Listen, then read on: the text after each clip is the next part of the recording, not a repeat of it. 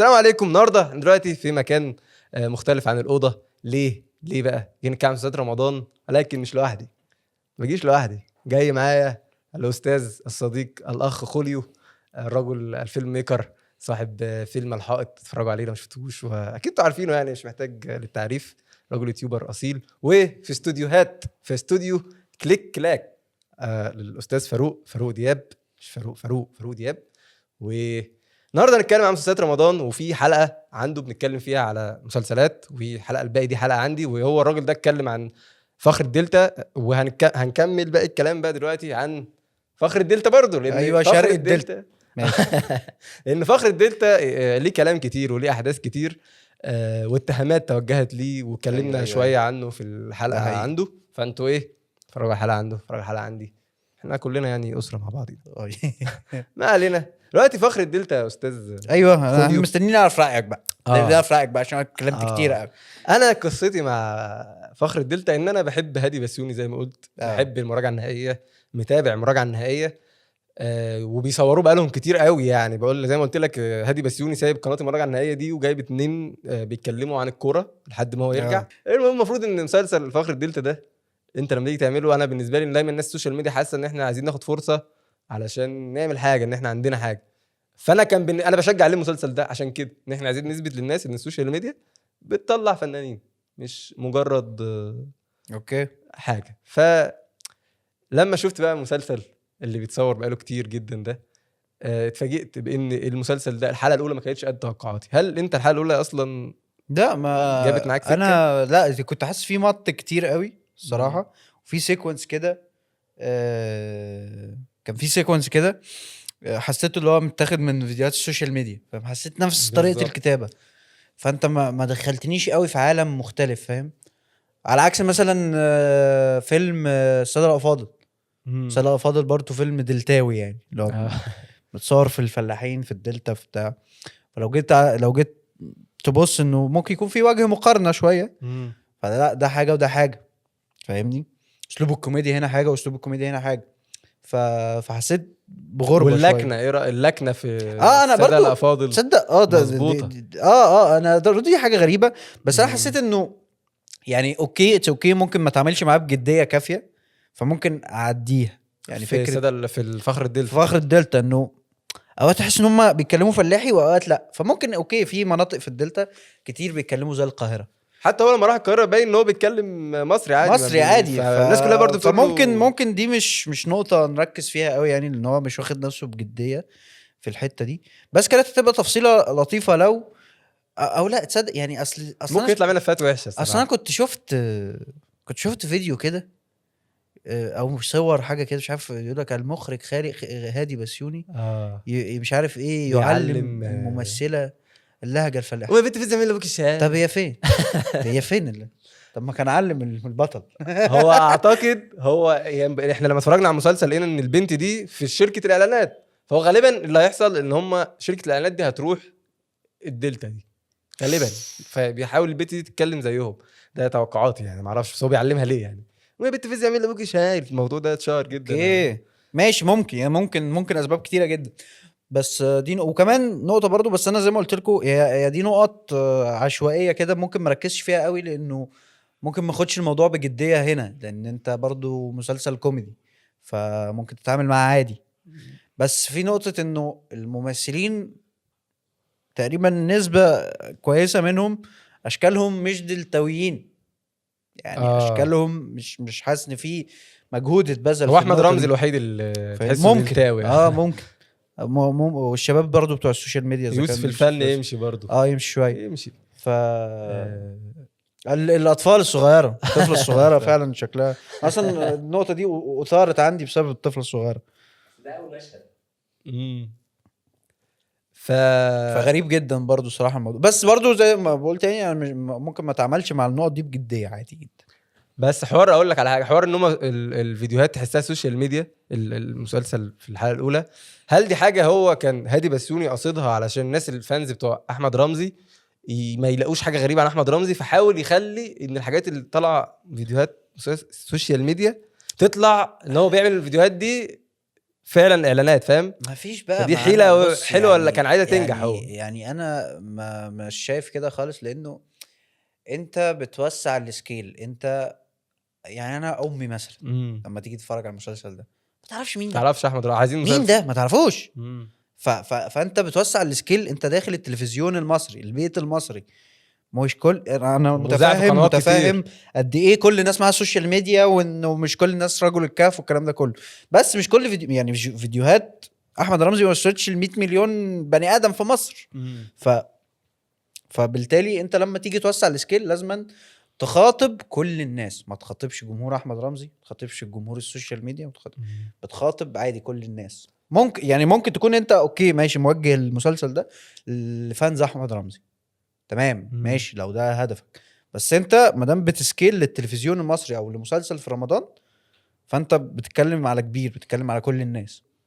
ممكن فممكن احمد البخاري طالع، احمد البخاري يوسف اه الفن طالع، هو يوسف الفن، والناس دي ممكن تكون ما تعرفهاش عن يعني بالظبط انا مش عارف، لو انا ما اعرفش الناس دي اصلا من الاول هل هضحك او هلاحظهم حتى؟ بالظبط، دي نقطة. هل هلاحظهم؟ مش عارف، انا بجد مش عارف. اه وفي حاجه تانية كنت عايز اقول لك عليها برضو في الحلقه الاولى او الحلقه التانية، بالنسبه لي احلى كده كده، اتفقنا ان الحلقه التانية في المسلسل بس فخر هو عامة الدلتا. ممكن هتلاقيه هيمشي كده، هيمشي في حلقة حلوة وحلقة ما وحشة. هو بقى زي ما قلنا ان فاهم؟ في الحلقه اللي عند خوليو ان في مشكله، ان كان اشرف عبد الباقي كان بطل المسلسل، وكان المسلسل 15 حلقه، فلما اشرف عبد الباقي مشي افرض كان متصور في حلقات كتير فبيشيلوه، واضطر ان انت عايز تعمل مشهد مكانه. واو. فاعتقد دي مشكله، يعني ده انا بتخيله، انا دي أزمة بحاول كبيرة دي. التمس العذر لهادي بسيوني عشان انا بحبه وعايزه ينجح فعلا، والتجربه كلها تنجح.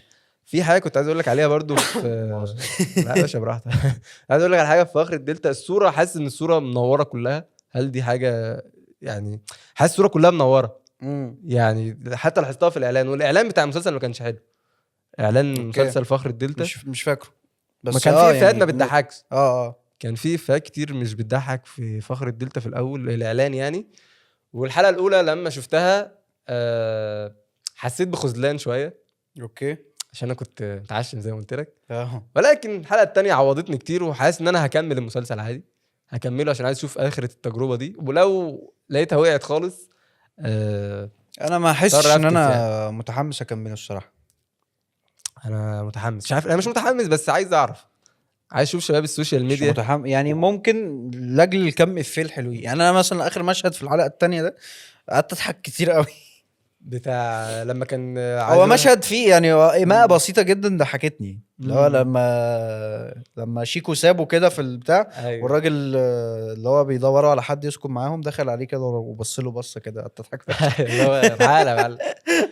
هو في مط في الاول، يعني اول حلقتين فيهم مط، فدي حاجه غريبه جدا برضو. كل المسلسلات تلاقي فيها مط بشكل بس يعني. المسلسلات الكوميدي مش مطلوب منها. حاسس المسلسل الكوميدي مش مطلوب منك تمط، لانك انت مطلوب منك تضحك، فانت لما تعمل مشهد بتمط وما بتضحكش، فدي هي مشكله مشكلة. مش في صالح مم. مش في صالحنا يعني. فانا فخر الدلتا هكمله عشان اشوف ايه اخره تجربه هادي بسيوني. وفي حاجه كده كنت عايز اتكلم عليها برضو، ان هادي بسيوني كنت نزلت عنها بوست على الفيسبوك، ان هو حاطط المراجعه النهائيه للاستوديو بتاعه، حاطه في تتر النهايه. وفي البدايه برضو اكتشفت بيكتب اخراج هادي بسيوني، وجايب الاستوديو بتاعه اللي هو بيصور فيه في اوضته ده، او الاستوديو المكان، حاططها باك جراوند. فاللي هو حسيت اللي هو شاوت اوت للناس اللي كانت تابعاني، اللي هو انا ايه، انا عارف ان انا بادئ من اليوتيوب وجاي هنا. فده انا كنت شايفها حاجه ميزه حلوه بصراحه، ان هو بيدينا الشاوت اوت كده لجمهوره. ولكن لقيت في الكومنتات بيقول ان دي حاجه ممكن تكون حاجه تضره، لان انت مالك اصلا بالاوضه دي، مالها بالمسلسل؟ انا مش فاهمها الصراحه، حركه غير مفهومه و... ودلالتها يعني تحليلك ليها تليس. مش تليس، بس ممكن يكون يعني عادي اوبشن موجود، بس انا ممكن افهمها بطريقه تانية، ان انت متعالي يعني، فاهم اللي هو ايه ده ليه كده؟ تكبر، فاهم اللي هو انا او نرجسيه، يعني اللي هو حب ذات بقى، الاستوديو بتاعي مش عارف، ممكن اصل اللي انا هو فرحت قوي بصراحه، مش عارف ليه. يعني ما هو ممكن يكون بيدي هوماج لنفسه، او بيدي تحيه يعني لنفسه. فكره انه انا بدات من هنا وبعد كده بقيت بعمل مسلسل، بس دي حاجه انا حقا لا اهتم. انا كمشاهد مصري انا بتعامل مع المسلسل ده بنزل مصري، انا لا اهتم بالاستوديو بتاعك يا استاذي.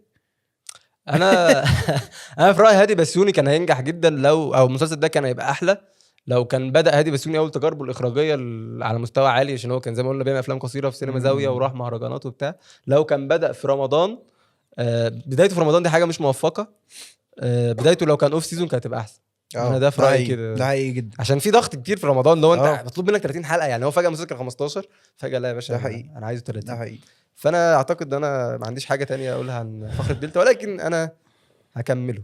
طيب عندنا ايه مسلسلات تانية؟ مسلسل حلو، خلينا مسلسل حلو الاول.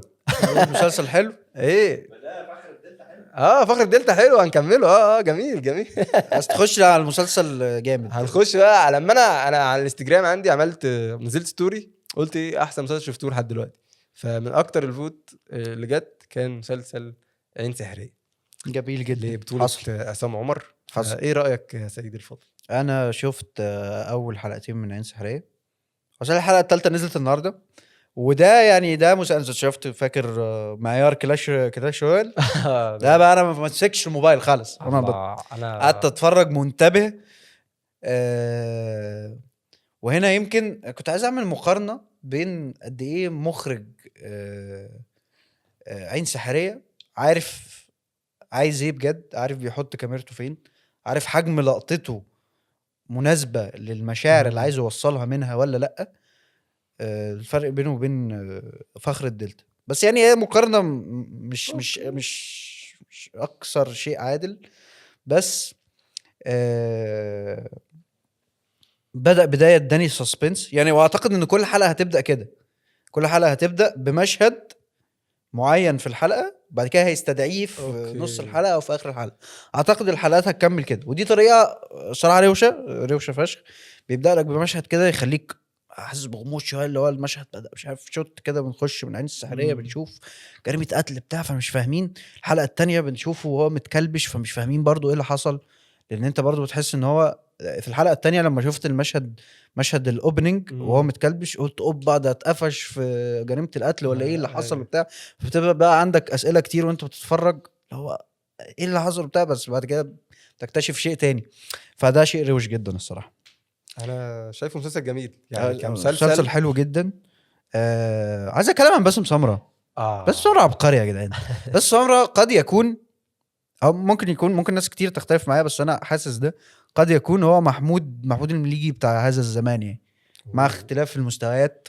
هو مش عبقري ولا حاجه التمثيليه، بس حطه قدام الكاميرا. ده بجد والله عامه. يعني انت مثلا عندك هو بيشتغل كتير ويمكن كمان اختياراته مش عشوائيه.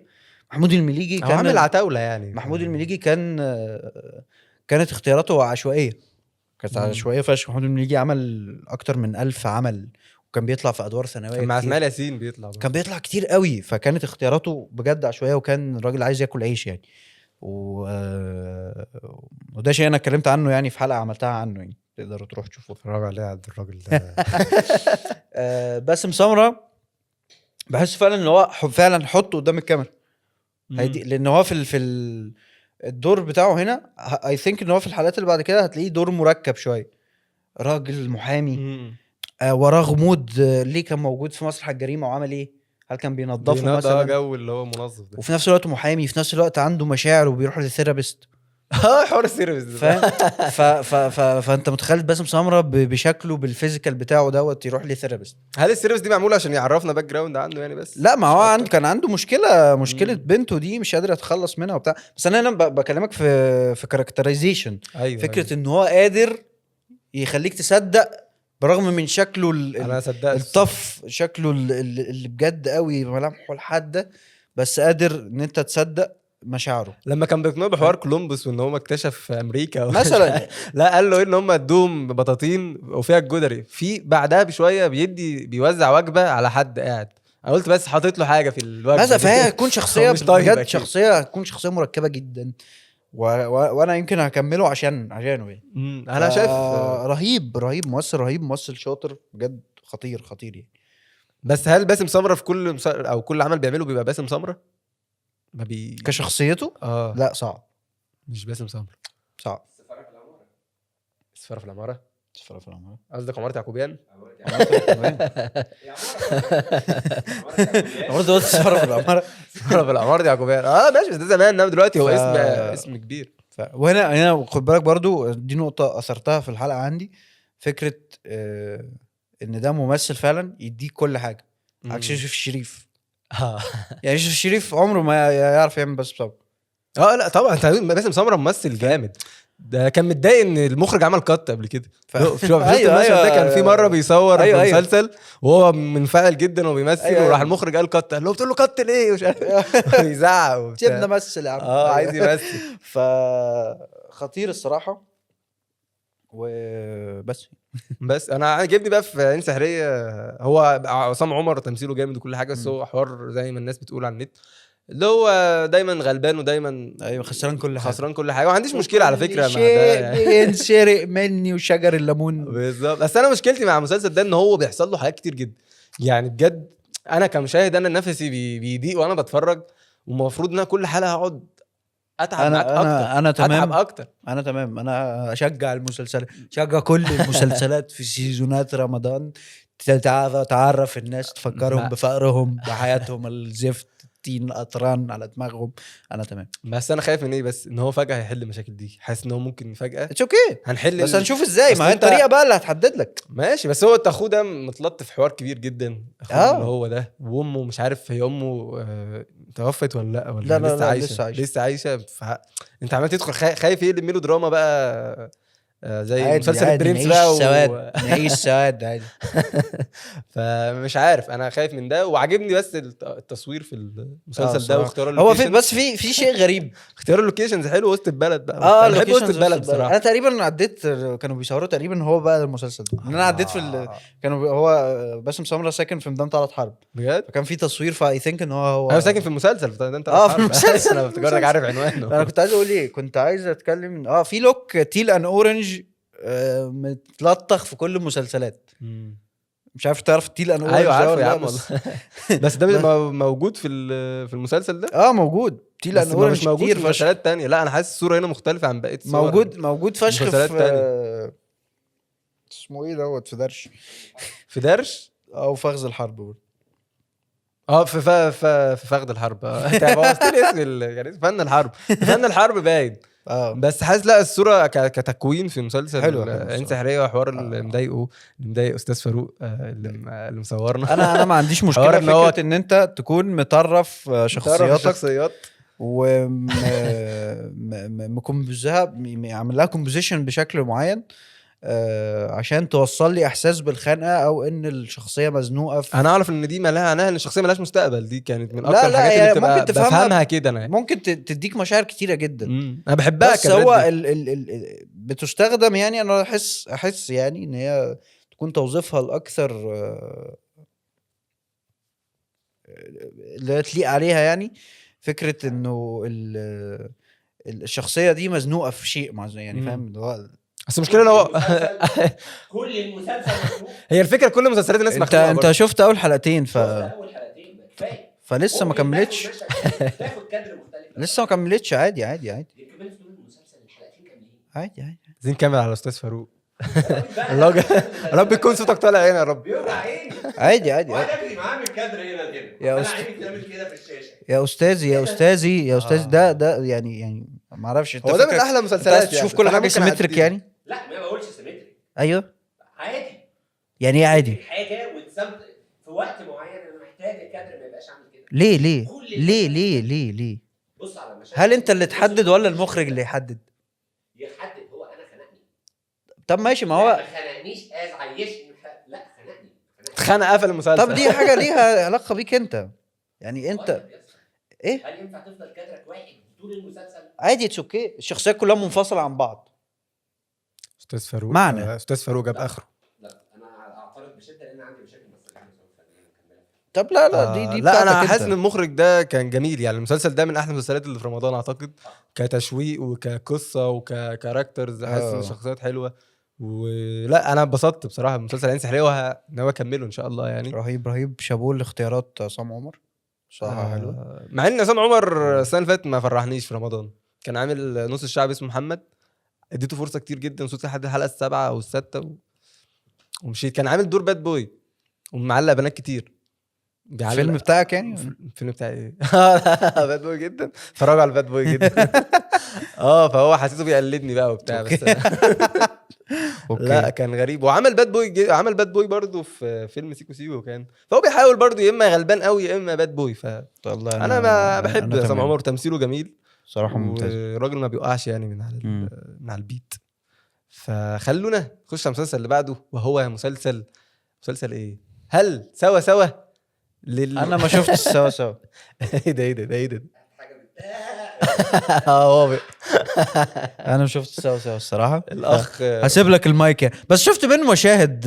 شفت ايه؟ احكي لي. مشهد احمد مالك وهو بيقول لها هاتي بوسه كشري وحاجات كده مقرفه انا عندي توم ومش عارف ايه وبصل. انت اصلا اكيد قابلت احمد مالك وهو بيعمل ريلز وهو بيتعلم كوره. هل ده صدفك على الانستجرام؟ ممكن. صدفك. انا دي بالنسبه لي كانت من اكتر الحاجات اللي عامله دعايه للمسلسل اصلا. يعني اعتقد الناس اللي بتحب الكوره هتروح تتفرج على المسلسل ده عشان تشوف احمد مالك وبيلعب كوره.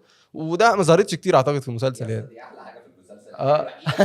هي حاجه حلوه بس تصوير الكوره ان هو معمول حلو، بس ما ظهرتش كتير. حريف المفروض محمد يستخدمها خير كتير. مشهد الكوره كان جميل بصراحه، ولكن حريف. عايزين يستخدمه اكتر يعني. ايه في إيه؟ حريف محمد الحريف محمد خان 84.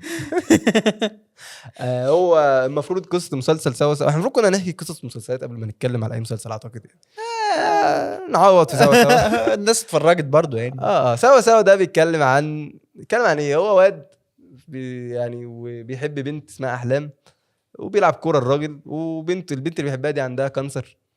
فالمسلسل بيبدا ان هم بتشوف عمليه كأنهم بيسرقوا، لكن طلع مش بيسرقوا، طلع بيحط الملف بتاعها في المستشفى عشان تتعالج. صح اعتقد ده اللي انا فاهمه، ده اللي فهمته يعني من الحلقه الاولى يعني. فالفكره بقى ان انا من الحلقه الاولى دي افتكرت ان هم اصلا بيعملوا عمليات كتير بقى المسلسل ده بقى حراميه وبتاع. لكن اكتشفت عشان هم كانوا بيعملوا ايه، مثلا هم بيسرقوا ويعملوا سوا سوا، فجاه يعملوا وبيتكلم في الهاند فري وهو داخل. المهم بلوت تويست بقى، الدكتور بتاع المستشفى بيحب احلام وعايز يعالجها. بيحب احلام وعايز يعالجها، وراح قال لامه في مشهد طويل جدا وبيدخل بيت امه القديم والفقراء بيمشوا وراه الكاميرا. هو كان فقير زمان وبقى غني. مشهد يدخل في نص ساعه، بيدخل وبيعيط، بيقابل امه بيقول لها ان انا لقيت حب حياتي، قصده على البنت اللي هي. المهم يعني المسلسل ده كان فيه حبها ليه؟ ما اعرفش. هو مريض نفسيا. ماشي. مريض نفسيا وامه سوسن بدر وحاجه. ما عرفتش يا حبها ليه؟ عشان عندها كانسر ولا عشان عندها لا عشان ايه؟ هو عنده تروما من وهو صغير ان امه عضته من هنا. امه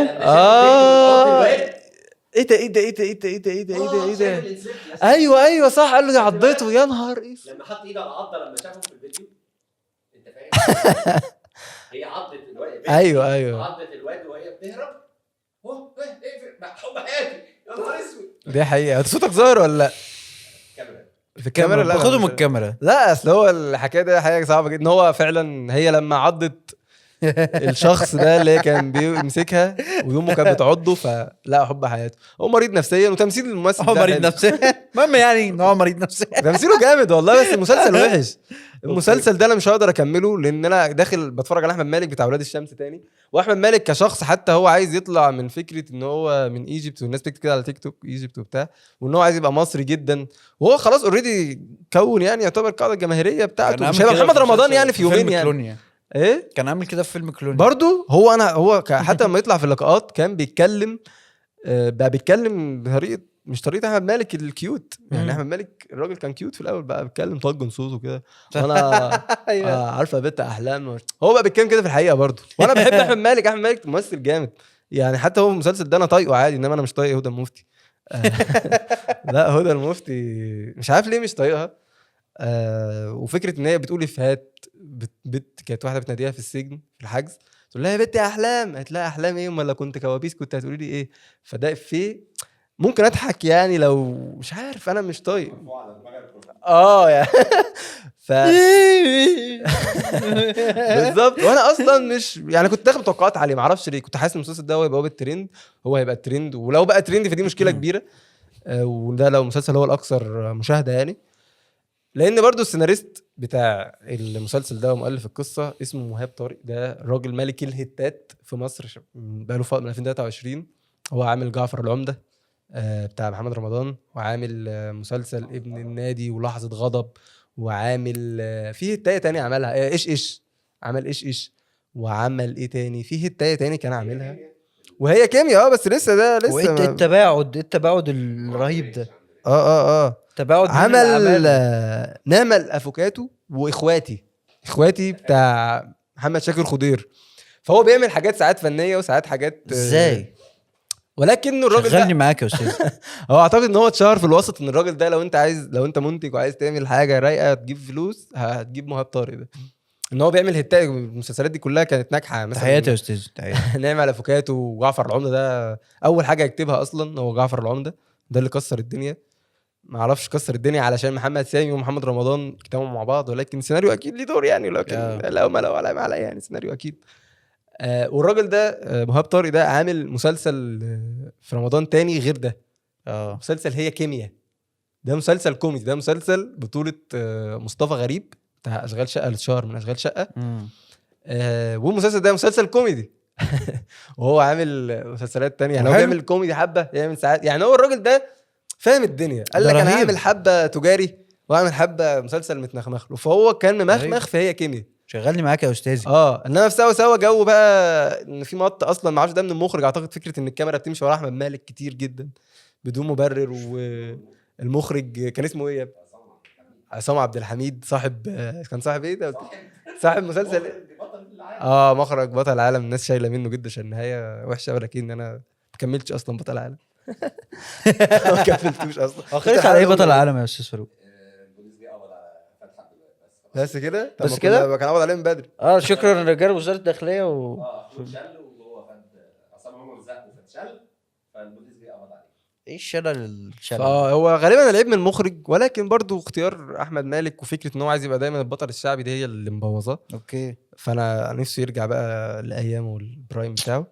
لو كان عامل 6 ايام كان حلو فانا عايز اتفرج على كلوني مش شفتوش بس فيلم 6 ايام كان جميل فيلم ما اقدرش اقول عليه حاجه يعني فيلم لذيذ فيلم جميل. خلينا نروح بقى اللي هي كيمياء لنفس السيناريست بتاع سوا اللي هو مهاب طارق ما شفتوش برضو خدوا اصل راجل جديد الراجل ما بيتفرجش على مسلسلات رمضان في العادي حلو ولكن اقدر اقول لك يا عزيزي المشاهد وعزيزي خليو وصديقي مسلسل هي كيمياء ده مسلسل كوميدي جدا بيضحك بجد. مصطفى غريب تمثيله جامد. طب والله اتفرج عليه كوميديا حلوه اتفرج على حلقه تمثيله جامد. لا انا المسلسل الحلقه الاولى اتفرجت اتبسطت مفيش ولا مشهد ممل مفيش مشهد فيه مط اي افيه بيتقال بينجح سبحان الله حتى لو الافيه وحش. في نكته كان بيحكيها عن ابوه مش عارف ان هو كان بيقول نكته وقال له انت كنت بتضحك عليه على فكره ومش عارف ايه وبضحك ومسلسل جميل. هو مصطفى غريب سبحان الله قدر ينجح في المسلسل ده لانه كان يعتبر هو كان بطل مسلسل اسمه ايه ده برستيج. يعتبر هو كان البطل ولا كان عبد الرحمن يعني كان ما نجحش برستيج ده كان اخراج عمرو سلامه وكان في محمد عبد العاطي وكان في زياد زازا ما نجحش المسلسل ده. انا ايش ظهر في ظاهره زياد زازا عشان انا سمعت اسمه ده اسمه في الاعلان يعني في الاعلان وفي عليك كلاي اتقال اسمه في عليك ليه في عليك اتقال اسمه بجد قال له انا دماغي بتتكيفش غير مع عدويه. ايوه لا قال له في الاول ويجز ودبل زوكس بعد كده في المره الثانيه لما قفشوا في النايت كلاب تقريبا قال له زياد زازا حاجه كده. احنا سبحان الله احنا ايه ظاهره زياد زازا دي؟ هو زياد زازا من بعد حلقه ريد بول صالونات اعتقد بقى شخصيه ترند ده شيء غريب جدا بقى دخل بقى بيوت الناس وبقى يعني بعبع ايه القرف ده بيبوع علينا ونجح بالبوع الراجل. انا بقى يعني بقيت يعني لما عرفت قصه زياد زازا حسيته شخص كويس ماشي يعني ما علينا يعني بعيدا عن زياد زازا احنا خلينا في هي كيمياء بيضحك والقصه حلوه يعني القصه هو ساب سوا وركنه كان ظاهر بقى ما كانش طايق وهو بيكتبه وكتب هي كيمياء حلو وكاخراج وتمثيل حلو. مشهد بيبدا ان مصطفى غريب ابوه مات ادابتد من حاجه ثانيه تعرف ايه هي كيمياء ادابتد من ايه توقع اخين واحد كيميائي وواحد بتاع مخدرات استنى ده حاجه كيف؟ شكسبير كيف شكسبير ايه يا عم والله شفت بوست عن شكسبير في بوست شكسبير شفته والله قعد كده لا شكسبير ده كتب على علي كلاي لا يعني علي كلاي علي كلاي ملحمه شكسبيريه. جريده الدستور دي تحفه عامه. لا استنى جريده الدستور عشان منشتات بنت لذيذه خلي علي كلاي لما نخش له. بس هو فعلا مسلسل هي كيمياء ممكن يكون متشابه مع الكيف ولكنه معمول بطريقه حلوه يعني فكره ان هو اتلط في الموضوع ده فجاه على طول كده في الاول وبيضحك وفي حاجات بتحصل. طب هو شكله بقى يكتب كوميدي كويس ممكن بس هو في ابن النادي ما كانش بيضحك قوي بس قدرت اكمل المسلسل للاخر يعني كان مسلسل ابن النادي كان حلو. المهم هي كيميا دي يا باشا لازم تروح تتفرج عليه، ولازم انتوا كمان تتفرجوا عليه، وانا عايز اكمله برضه عشان شفت الحلقه الاولى وكان لسه الحلقه الثانيه ما نزلتش وكده. فبعد ما بقول زي ما قلنا على هي كيميا، انا مبسوط بمصطفى غريب ان هو قدر ياخد خطوه كويسه، ولكن ده مش هيخليه يكسب السباق الرمضاني والاعلى اجر في مصر، وهو علي مش قادر اقولها علي كلاي احمد العوضي. انا عندي ما بحبش احمد العوضي في العادي، وسببي ان هو غير ان مسلسلاته ما بحبهاش او فكره الذكوريه المفرطه، انا ما بحبش فكره ان هو بوظ ياسمين عبد العزيز. حاسه ياسمين عبد العزيز كان دمها خفيف، بعد ما عرفت احمد العوضي بقى دمها تقيل. دي نظريه انا اعملها في دماغي، انا مش عايز ادخل في حاجات مش عايز ادخل في حاجات شخصيه، انا اسف، انا عاده ما بدخلش انا حاجات بس في شخصية. نقطه عايز اثيرها، يعني انه مسلسل علي كلاي يوجد فيه بدايه او سيت اب للشخصيات مشابهه لمسلسل درش. اللي اتكلمنا عنه في الفيديو عنده. مسلسل درش، في درش هو تقريبا لقوه في الشارع او معرفش اخوهم من اب تاني ولا من ام تاني حاجه كده يعني، فبيدير فلوس العيله. وعلي كلاي برضو لاقينه في الشارع وبيدير برضو فلوس العيله. وفي هذه في يعني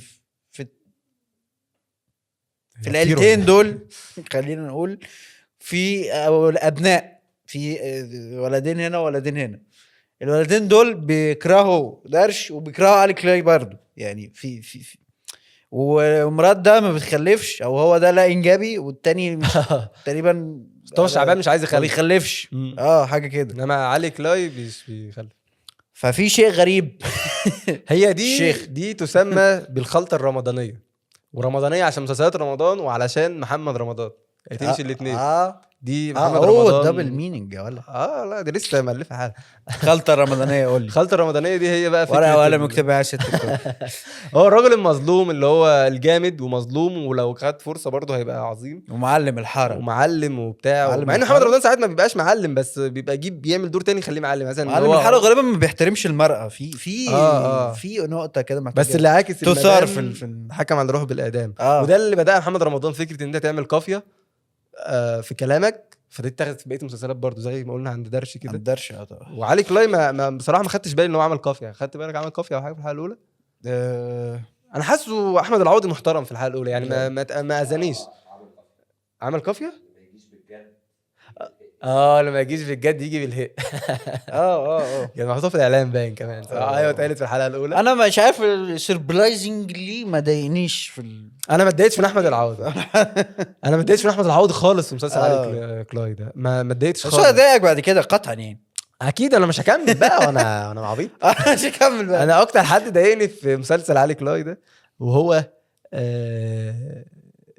ايه ما نقولش مين.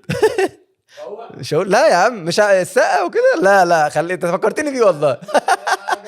بجد هو بيعمل حاجه ما علينا.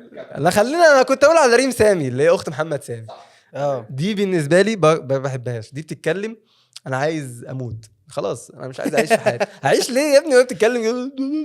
وكابلز غريب قوي هي واحده متجوزه طبال ومتضايق ان هو طبال، ولا انت بيقول له انت بتطبل، يقول لك لا ايه بطبل دي؟ طب ما انت بتطبل يعني منين؟ تيجي تقول لي دلوقتي انت بتصور فيديوهات يوتيوب يعني، وانا اقول لك لا ايه يوتيوب دي؟ ممكن هو يعني عشان بيقولها بطريقه وحشه مثلا، عشان مطبل مثلا ولا حاجه. ما تفرقش كتير، ما علينا. هو بقى الست دي انا كارهها، ما اعرفش ليه، تمثيلها وحش. ممكن يكون ما عندهاش كاريزما برضو، هي عندها حاجات كتير متجمعه في كممثله، ولكن دي اكيد مش اكتر حاجه مش هتخليني اكمل مسلسل علي كلاي. هو انا عندي مشكله برضو مع غالبا هي فكره الخلطه الرمضانيه، ان انا ما بشوفهاش غير محمد رمضان بتنجح. يعني انا ما اقدرش اكمل خلطه رمضانيه غير لو محمد رمضان موجود، عشان سبحان الله عنده كاريزما بقى. فهل انت هتكمل علي كلاي يعني؟ وليه مش هتكمله؟ مش هتكمل اكيد لا يعني. انا ممكن افتح الحلقه الثانيه ما اكملش نصها. انا اصلا كملت الحلقه الاولى دي بصراحه. يا عم طب انت ليه مش هتكمل؟ عشان غير مهتم باللي بيحصل يعني. ايا كان ماشي، ممكن يكون انت عامله كويس، بس انا حقا يعني مش مهتم. انا شايف فيه كمان حاجه غريبه اصلا. هو كان راجل يعني القصه ذات نفسها فكره بقى مش عارف مين فين وبتاع. يعني انا هكمل درش. يا اسطى بيقولك هيفقد الذاكره وكان مش ايه ماستر بيس. عارفين البيت بتاع عائله علي كلاي؟ ماله ده؟ بتاع نسل الاغراب ولا بتاع ايه؟ بتاع الكبير ولا ايه؟ بتاع جعفر بجد؟ عمرو سعد بجد برضو بيت عمرو سعد اللي هو فراج. سيد الناس. سيد الناس بتاع محمد سامي. سيد الناس. طب احنا جالنا معلومه ان يا سيد البيت الناس. بتاع البيت بتاع علي كلاي ده هو بيت سيد الناس، سيد والبيت الناس بتاع وبيت محمد رمضان جعفر العمده. جعفر العمده. ولكن دي مش المشكله. تعرف بقى في فخذ الحرب في مشهد كده في فندق، هو نفس الفندق اللي في علي كلاي اللي كانوا عملوا فيه الاجتماع مع الصينيين. برضو مدخل العاصمه الاداريه الجديده. مصر ضيقه، مصر ضيقه للاسف، مفيش لوكيشنز كتير. المهم انا مشكلتي كمان ان علي كلاي ده ولا ايا كان ده برضه ملاكم وبتاع، ومفروض تقريبا محمد امام برضه ملاكم. المهم يعني ايه ده محمد امام ملاكم في عامل مسلسل بتاعه؟ بس احنا ما شفناهوش، ده مش عارف ليه. كينج محمد خلاص ما بقاش محمد ملاكم؟ منير، ده محمد امام.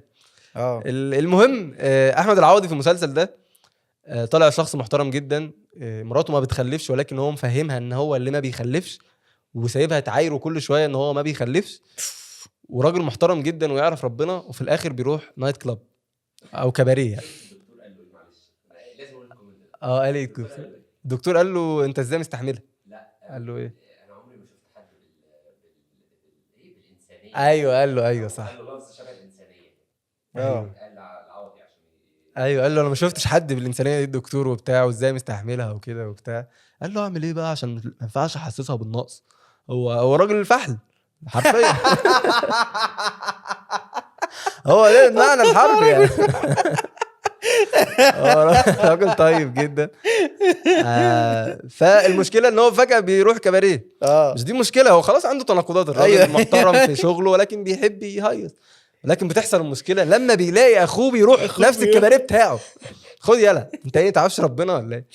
انا لما باجي هنا لا بشرب ولا بيعمل ايه، في ايه تاني ممكن تعمل في الكباريه ولكن جاي يتبسط يفصل اخر اليوم وما بيشربش، بيسمع اغنيتين ويقعد مع الرقاصه اللي هي رحمه مسلم.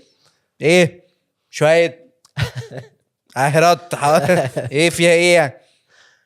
واحد ما يعرفش يفصل، مش عارف. وجي بعد كده اخوه الكبير بقى ده اللي هو متخانق معاه طبعا، ان هو اداله فلوس بقى، اداله مش عارف لوكشه فلوس كده، وده على حساب انا بقى ده على ايه ده ليه الحلقه الاخيره غير؟ وفي فجاه البنت استنى احنا نسينا ارك البنت اللي هي كانت عايزه تتجوز واحد وراح جه اللي هو مستر سلطع ده، كان اسمه ايه الممثل ده؟ ايوه هو مستر سلطع. انا مش فاكر اسمه صراحه الممثل، بس انا عارف ان هو اللي عمل دور صوت مستر سلطع، مش فاكر اسمه صراحه. هو اللي عامل دور مستر سلطع ده جه وجي جاب الرخصه العريس اللي متقدم لها ده ايوه وخلاه بقى يصغر قدامها، والبنت بتهرب. فبيجي دور علي كلاي بقى لما الراجل ده بيقفشها اللي هو مستر سلطع، يجي علي كلاي يحوشها.